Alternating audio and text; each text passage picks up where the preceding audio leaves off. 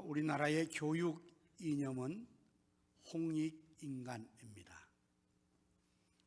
이 홍익인간은 그 뜻이 널리 사람을 이롭게 하라는 뜻이 있습니다. 널리 사람을 이롭게 하라. 이것이 바로 홍익인간의 뜻입니다. 그래서 교육을 하는 목적이 바로 그 교육을 받아서 널리 사람들을 이롭게 하라는 것이란 의미입니다. 이 홍익인간의 의미는 그래서 첫째는 인간을 이롭게 하라는 측면이고, 이는 인간이 본래 가지고 있는 이웃을 사랑하고 돕는 마음, 즉 이타심을 그 바탕으로 합니다. 그리고 둘째는 모두를 이롭게 한다는 측면입니다. 이는 개인을 넘어서 모든 인간을 포용하는 보편적인 사랑을 실천하는 것입니다. 홍익인간 사상은 우리 한국의 모든 전통 문화와 교육, 정치, 다양한 분야에서 그 영향을 미쳐왔습니다.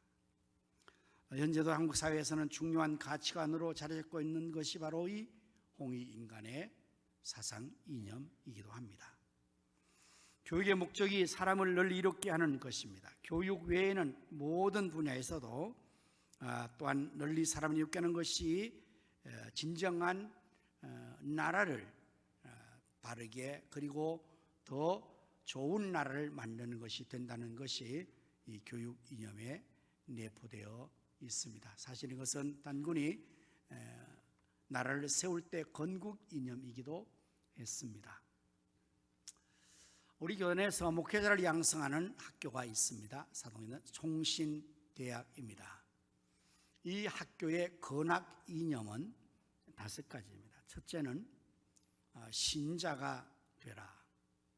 둘째는 학자가 되라. 세 번째는 성자가 되라. 네 번째는 전도자가 되라. 그리고 마지막에 목사가 되라는 것입니다. 목사가 되기 전에 먼저 정말 가장 기본적인 신자부터 되라는 말입니다. 목사가 되는 것이 최종적으로 이 모든 것이 갖추어졌을 때 그야말로 목사가 될 수가 있다는 의미로 총신대학에서는 이 이념에 따라서 목회자들을 양성을 하고 있습니다. 오늘 주제가 있는 예배, 온전한 예배를 드리면서 저는 본문 에베소 4장 11절에서 16절의 말씀을 중심으로 온전한 사람이 됩시다 라는 제목으로 말씀을 준비를 했습니다. 온전한 사람은 과연 어떤 사람일까요? 먼저 오늘 13절의 말씀에서 그 온전한 사람을 우리에게 일러주는 것은 믿는 것과 아는 것이 하나가 되는 사람. 우리가 다 하나님의 아들을 믿는 것과 아는 것이 하나가 돼요. 이렇게 말씀하고 있어요. 여러분들 이런 말은 일반적으로 많이 듣죠. 언행일치.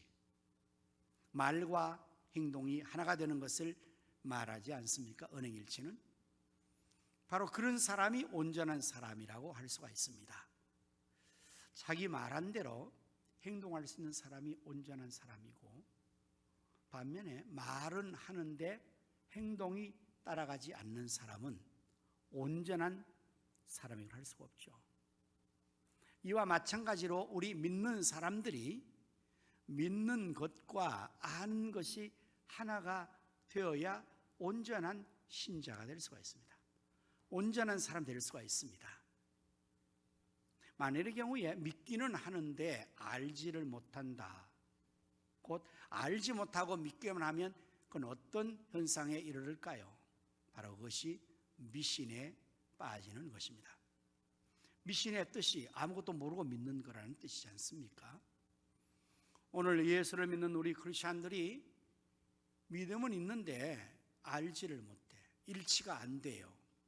그러면 미신 신봉하는 사람처럼 신앙생활을 할 수밖에 없게 됩니다. 곧 온전치 못하게 됩니다. 그래서 이제 우리가 아는 일에 하나가 되기 위해서 우리 성도님들은 믿음만 가지고 있는 것이 아니라 열심으로 배워야 합니다. 알아야 합니다. 그래서 믿는 것과 아는 것이 하나가 될 때에 그 사람이 온전한 사람, 온전한 성도가 될 것입니다. 또한 교회에서의 생활과 가정에서 사회생활이 하나가 되어야 됩니다. 교회 생활은 잘하는데 가정과 사회생활은 잘 못한다. 그럼 그 사람은 온전한 사람이 될 수가 없습니다. 많은 경우에 우리들의 문제는 여기에 있습니다. 교회에서는 정말 신자 같습니다. 하나님을 믿는 사람 같습니다. 진실합니다. 선합니다. 거룩합니다. 근데 교회 밖에서는 저 사람이 교회를 다녔단 말이야? 저렇게 거짓말도 잘하는 사람이? 저렇게 악한 사람이? 저렇게 비협조적인 사람이 교회를 다닌다고? 이렇게 되는 경우가 얼마나 많은지 모릅니다. 그렇게 하나가 되지 않으면 온전한 사람이 할 수가 없습니다. 온전한 사람은 믿음과 하는 것, 말과 행동, 악과 밖과 겉이 교회에서 바깥에서 하나 되는 사람입니다. 두 번째, 온전한 사람은 어떤 사람일까요? 13절 계속해서 나오는 말씀이 온전한 사람을 이루어 그리스도의 장성한 분량이 충만한 데까지 이르리니 곧 그리스도의 장성한 분량이 충만히 이른 사람, 바로 이 사람이 온전한 사람입니다. 우리가 시작하면서 복음성을 불렀습니다. 하나님의 뜻이 나의 비전이 되고 예수님의 성품이 나의 인격이 되고 성령님의 권능이 나의 능력이 되기를 원하고 바라고 기도합니다. 저는 이 가사가 너무너무 좋습니다. 정말 저도 그 내용대로 원하고 바라고 기도합니다. 하나님의 꿈이 나의 비전이 된다는 게 얼마나 대단합니까? 얼마나 위대합니까? 오늘 우리는 각자의 꿈을 가지고 비전을 이루어 나갈 수가 있어요. 그러나 우리의 아무리 원대한 꿈, 위대한 꿈이라도 하나님의 꿈과 비교하면 부족하지 않겠습니까? 그런데 그 하나님의 꿈을 나의 비전으로 삼아 삶을 살아간다. 멋있지 않습니까? 근사하지 않습니까? 그리고 또한 예수님의 성품을 나의 인격으로 만드는 것, 바로 그것이 그리스도의 장성한 분량에 충만한 것까지 이르는 것을 말합니다. 어떤 사람을 우리가 평할 때 그 사람의 무엇을 보고 우리는 주로 평하죠? 오늘 이 시대는 외모 지향주의로 보여지는 겉모습만 가지고 사람을 평가하기를 잘합니다. 야, 멋있다, 아름답다, 이렇게. 네, 눈에 보여지는 것으로 일단 잘 감지가 되는 그렇게 표현할 수 있지만 진정한 사람의 본 모습은 그 겉모습이 다는 아닐 것입니다. 사람다운 사람, 참된 사람, 온전한 사람은 바로 그의 인격이, 그의 속사람이 정말 온전하여지고 아름답고 멋있는 사람이 진정한 사람의 모습이 아니겠습니까? 그리스도의 장성한 분량에 충만히 이른다는 것은 바로 그것을 말하는 것입니다. 우리의 속사람이 예수님 닮는 것, 우리의 인격이 예수님의 고사랑한 인격을 닮는 것, 그것이 그리스도 장성한 분량에 충만하게 이른 사람, 바로 인격이 온전해진 사람, 예수 닮은 사람이 온전한 사람이라고 정리할 수가 있죠. 세 번째, 온전한 사람 어떤 사람일까요?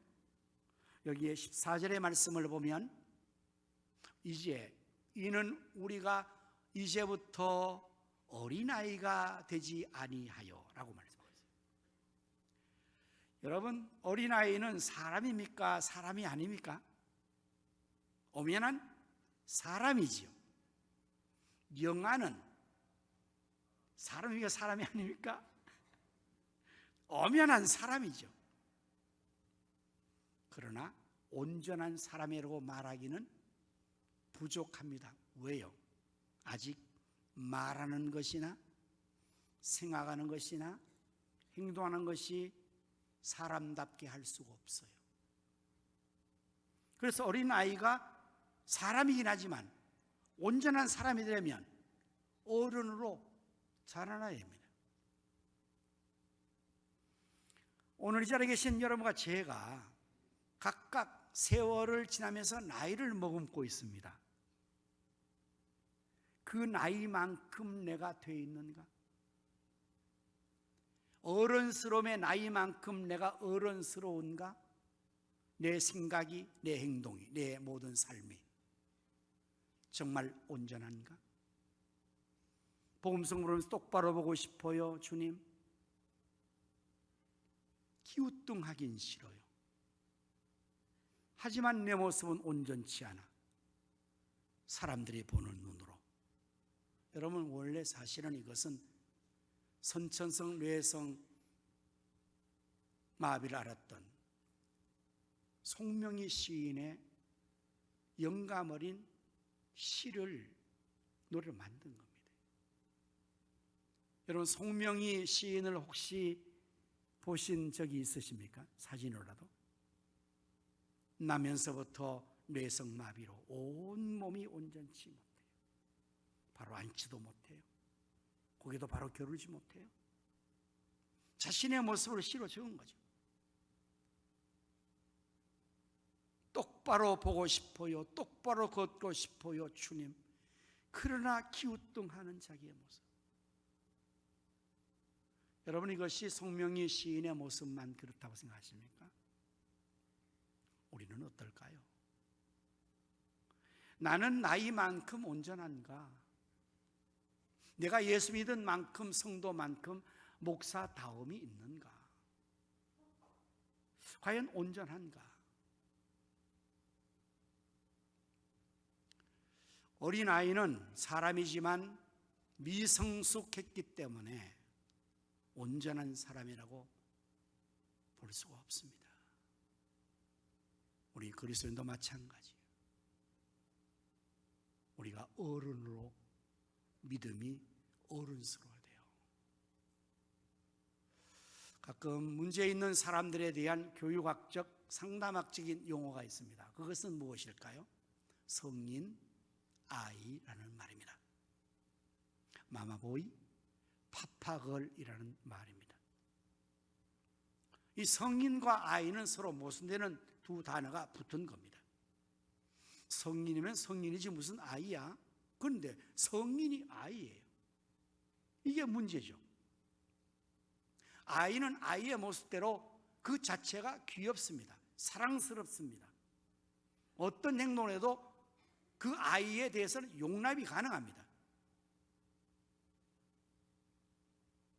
그런데 나이가 다 성이 된 사람이 어린아이 모습을 가지고 행동하면 그것은 사랑스럽지도 않고 귀엽지도 않고 용납도 안 되고 징그럽습니다. 문제가 심각합니다. 가끔 우리는 나이 드신 부모님을 자녀들이 돌보면서 이런 걱정을 하는 말도 듣습니다. 아이고, 큰일 났네. 우리 아버지가, 우리 어머니가 어린이가 돼가네. 왜 그렇습니까? 나이는 더 많이 들었는데 생각 행동이 어린애 같아요.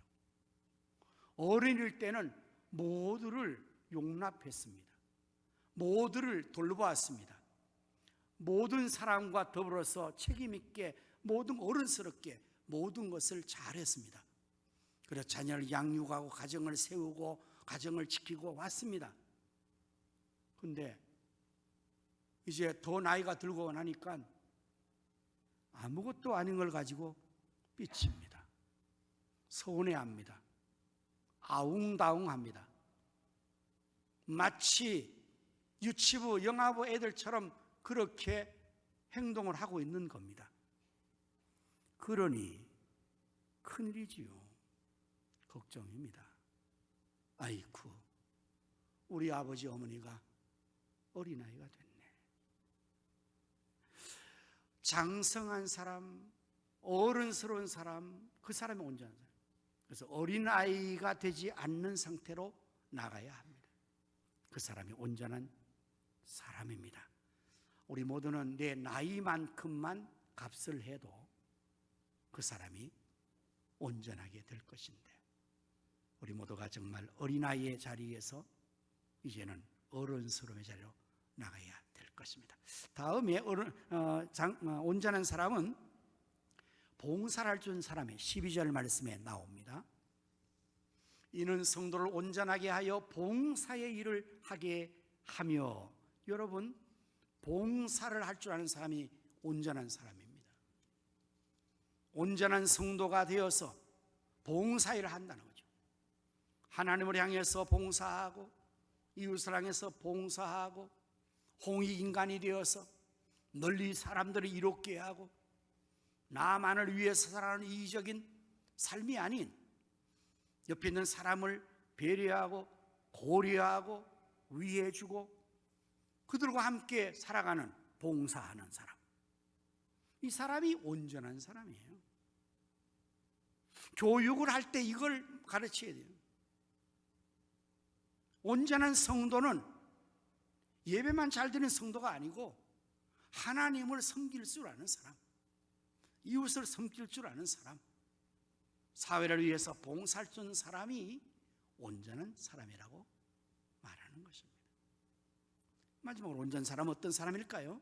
계속해서 봉사일을 하게 하여 12절 마지막에 그리스도의 몸을 세우려 하심이라. 곧 그리스도의 몸은 여기에 교회를 말합니다. 교회를 세우는 사람이 온전한 성도입니다. 가정을 세울 수 있는 사람이 온전한 사람입니다. 내 직장과 사회를 잘 세울 수 있는 사람이 온전한 사람, 이 나라를 잘 세울 수 있는 사람이 온전한 국민이에요. 그래서 공자께서는 아주 유명한 말씀을 하셨죠. 수신, 제가, 치국, 평천하. 일부 예배 시간에 지게 떴는데 바로 떴군요. 이것은 중요한 원리지 않습니까? 먼저 수신, 자기를 잘 수양해서 세워야죠. 자기가 온전한 사람이 돼야죠. 그래야만이 제가를 할 수 있습니다. 가정을 잘 돌볼 수 있다는 거예요. 온전한 사람이 못 되면 가정을 이루어도 가정을 바로 세우지 못합니다. 결혼을 해도, 부모가 되어도 그 가정을 잘 못 세우는 거예요. 왜? 온전치 못해서. 아버지 노릇, 어머니 노릇 못해요. 부모 노릇 못해요. 가정 노릇 못합니다. 그럼 가정을 어떻게 세웁니까? 그래서 가정들이 다 엉망되는 경우가 너무 많아요. 온전치 못해서 그렇죠. 이제 자기 가정을 잘 제가하는 사람이 치국을 할 수 있죠. 나라 일을 할 수 있죠. 아니, 나라 일을 한다는 사람이 자기 가정 하나를 못 챙긴다면 그게 어떻게 나라 일을 할 수 있습니까? 원리입니다, 이게. 그리고 나라 일을 잘 다스려야 하는 사람이 평천하로 천하를 잘 다스릴 수 있는 사람이 될 수가 있습니다. 온전한 사람은 교회를 세우는 사람, 가정을 세우는 사람, 사회 직장을 세우는 사람, 나아가서 나라를 세우는 사람이 온전한 사람이죠. 이제 우리가 22대 국회의원을 뽑아서 우리 대표로 보낼 때 그들이 일꾼이 되는데 어떤 사람 세웁니까? 나의 동향이 있는 사람? 나와 학연이 지역이 있는 사람? 아니요. 그 모든 것 다 포함해서 이 사람이 정말 온전한 나라를 세울 수 있는 사람인가? 대한민국을 민주주의, 시장경제, 자유시장경제로 지금까지 이렇게 잘 발전한 나라를 잘 꾸려 세울 수 있는 사람인가? 진정으로 백성을 위하는 사람인가? 홍익인간을 실천하는 사람인가? 사회적으로 떠나서 다른 사람을 위해서 희생하며 봉사해주는 사람인가? 우리 그걸 고려해야 되지 않겠습니까? 그래서 매우 중요하죠. 민주주의 대의정체로 우리가 나가서 나라 일을 하는 것 대신으로 나가서 하는 그 일을 하는 사람이기 때문에 그 사람을 온전한 사람 못 세우면 그 온전치 못한 사람이 다 무너뜨려 버려요. 그 책임은 우리가 져야죠. 그들이 잘못한다 탓할 수가 없어요. 왜? 내가 그런 사람을 뽑아 넣어놨기 때문에 그 책임은 나에게 있는 것이지.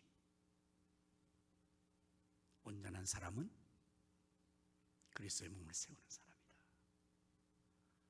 자, 이렇게 우리 모두가 온전한 사람이 되기를 원하고 어떤 사람이 알았는데 어떻게 하면 이제 온전한 사람이 될 수가 있을까요? 첫째는 좋은 지도자의 지도로 세워져야 됩니다. 11절 말씀입니다. 그가 어떤 사람은 사도로, 어떤 사람은 선지자로, 어떤 사람은 복음 전한 자로, 어떤 사람은 목사와 교사로 삼으셨으니 이것은 예수님께서 교회의 리더를 직분자를 세우는 것을 말합니다. 여기에 있는 리더 직분자는 오늘날 교회에 있는 장로님이 없습니다. 집사 권사님이 없습니다. 다만 여기에 언급된 이 지도자는 성도를 온전하게 교육할 수 있는 교사를, 지도자를 직분자로 세우신 것을 말씀하는 겁니다. 왜냐하면 뒤에 온전하게 성도를 세우는 해야 되기 때문에. 가정에서 부모가 자녀를 잘 양육할 수 있는 부모가 돼야 자녀가 온전하게 되죠. 학교에서 학생들을 바르게 잘 지도할 수 있는 교사가 있어야 학생이 온전하게 되는 거죠. 명문고는 어떤 학교입니까? 명문학교는 캠퍼스가 좋고 뭐 시설이 좋은 그런 학교가 아니에요. 선생님이 좋은 학교가 명문교가 되는 것입니다. 교회도 마찬가지예요. 목사, 교사가 성도를 온전하게 세우는 것입니다.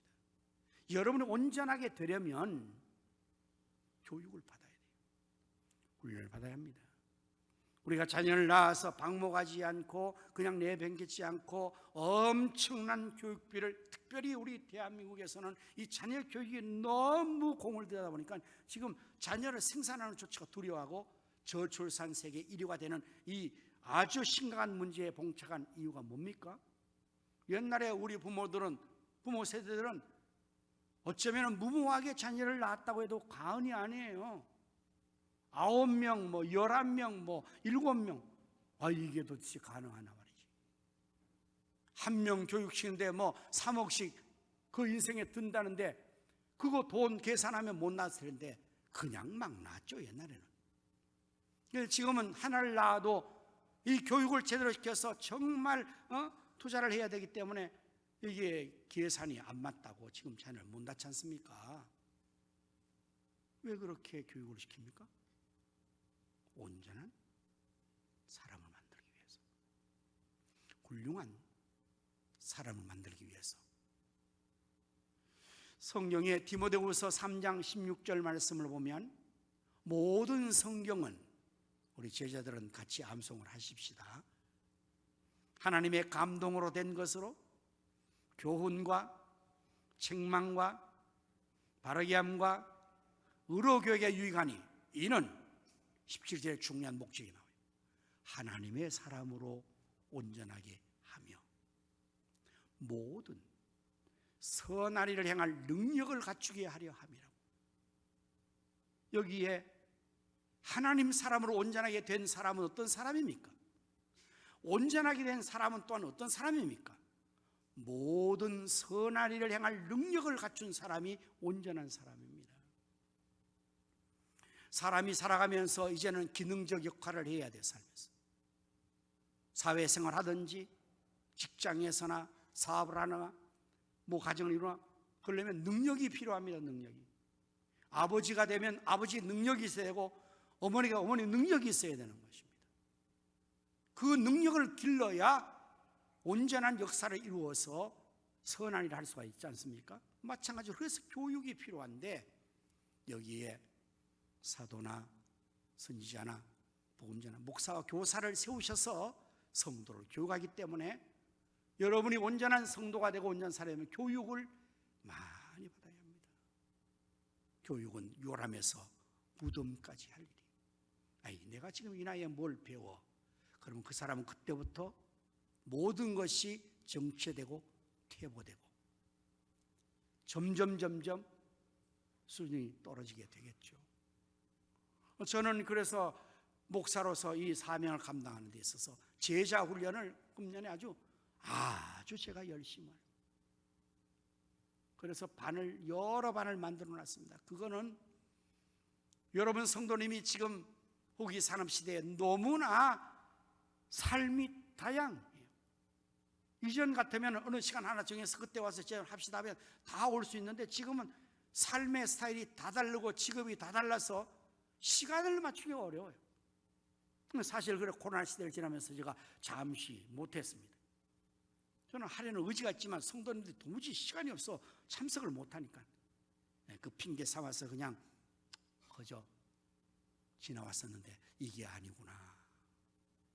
그래서 제가 시간을 많이 만들었죠. 수요일, 금요일, 토요일 2반, 주일날 새가족반 이렇게 만들었어요.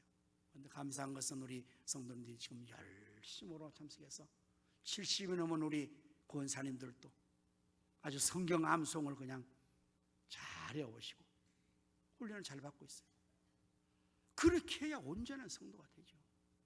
그냥 교회만 왔다 갔다 하면 나이만 들고 연수만 차고 알지도 못하고 그럼 온전하지 못해요. 그래서 우리가 훈련을 잘 교육을 받고 훈련받고 그러기 위해서 목사와 교사가 세워졌으니까요. 사랑하는 성도들, 바라기는 여러분 모두가 예수 그리스도를 믿는 믿음의 제자로서 신앙생활을 할 때 제자 훈련을 다 받을 수 있기를 바랍니다. 여러분이 원하시면 저는 매일 할 수 있어요. 주일, 월요일, 화요일, 수요일 한 주일 계속. 시간도 여러분 원하면 제가 24시간 가동할 수 있어요. 새벽에도, 한밤에도, 한낮에도. 여러분이 꼭 이 교육을 통해서 온전한 사람 되시기를 축복합니다. 마지막으로 온전한 사람이 되려면 스스로 더불어 세워져야 돼요. 15절, 16절의 말씀입니다. 오직 사랑 안에서 참된 것을 하여 범사에 그에까지 자랄지라. 그는 머리니 곧 그리스도라. 그에게서 온 몸이 각 마디를 통하여 도움을 받음으로 연결되고 결합되어 각 지체의 분량대로 역사하여 그 몸을 자라게 하며 사랑 안에서 스스로 세우리라. 여러분, 스스로 온전하게 된다는 말씀. 이 과정을 통해서 우리 몸에 대한 것을 가지고 설명을 하고 있죠. 지금 그는 예수님은 머리요, 우리 성도는 각 지체요, 분량대로 역사하여서 자라게 하는 것입니다. 서로 연결되어 있습니다. 결합되어 있습니다. 서로 도와줍니다. 도움을 받습니다. 사랑 안에 스스로가 잘 자라게 되는 것. 이것은 우리 자녀들이 성장해 나갈 때에 부모와 자녀만 교육을 시키며 자라는 아이가 있을 수가 있고요. 그러나 그 부모와 자녀가 교육하는 것이 또래 문화로 들어가서 친구하고 노는 거예요. 학교 가서 아이들 친구 만나고 교회 교육관에서 영아부, 유치부, 유치원부, 중고등부 처음에서 그렇게 하면 엄마가 아빠가 주지 못하는 것을 그 아이들이 스스로 줍니다. 교회에서 목사가 여러분에게 교육을 시킬 수 있는 이 시간과 관계보다 사실 성도들은 성도끼리 생활을 더 많이 하게 되는 겁니다. 교회면 전도에 들어가고 셀에 들어가고 차를 마시고 그러면서 함께 더불어 도움을 주고 받음으로써 서로 부족한 것을 채웁니다. 서로의 인격을 다듬습니다. 애들은 싸우면서 자랍니다. 그러면서 질서를 배웁니다. 협력을 배웁니다. 함께하는 삶을 배웁니다. 사회생활을 배웁니다. 인격이 넓혀집니다. 그래서 온전한 사람이 된다는 거예요. 지도자를 통해서 온전하게 교육받는 것도 온전하지만 스스로 세우는 것. 그래서 여러분들이 교회 생활하실 때에 모든 기관에 소속을 하시는 것이 여러분에게 매우 유익합니다. 나 홀로 예배만 참석하고 집에 가서 주님과 관계만 맺으면 세상 편할 수가 있어요. 사실 인간관계가 그리 쉬운 것은 아닙니다. 신경 쓸 일이 많죠. 마음 맞는 사람이 있는가 하면 마음 맞지 않는 사람도 여기 공동체 안에는 교회 안에도 예외가 아닙니다. 그래서 아예 그냥 주님과 나와 관계만 가지고 내가 신앙생활을 아주 시험 들지도 않고 부담스럽지 않게 나는 주일날 예배만 참석하고 하겠습니다 라는 것도 대체 오케이, 괜찮습니다. 그러나 베스트는 아닙니다. 최선이 아닙니다. 주님과 우리의 관계 속에 얻을 수 있는 놀라운 축복의 은혜가 있지만 사람들을 통해서 얻을 수 있는 유익도 너무나 많기 때문에 우리가 또한 온전한 사람은 홍익인간의 이념으로 다른 사람을 이롭게 해야 되는데 다른 사람 관계가 맺히지 않는데 무슨 이롭게 합니까? 다른 사람을 이롭게 해야 돼. 널리 이롭게 해야 되는데 한 사람 몇 사람 아니라 널리 모든 세계 사람을 이롭게 해야 되는 이 정신으로 나가야 되는데 그러려면 함께 지체의식을 가지고 예수 그리스도를 모리하는 교회 안에서 다 서로 연결돼야 됩니다. 결합돼야 됩니다. 사랑 안에서 서로 도움을 주고 받아야 됩니다.